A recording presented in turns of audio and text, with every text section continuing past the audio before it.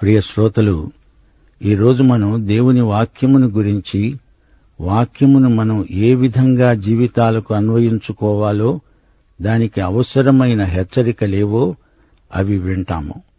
2 రాజులు 19వ అధ్యాయం 32వ వచనంలో యెషయా ప్రవచించాడు, అష్షూరు రాజు ఈ పట్టణములోనికి రాడు, దానిమీద ఒక్క బాణమైనా ప్రయోగించడు, ఒక్క కేడెమునైనా దానికి కనపరచడు, దాని ఎదుట ముట్టడి దిబ్బ కట్టడు. మికాయా అహాబురాజు యుద్ధంలో చనిపోతాడు అని ప్రవచించాడు.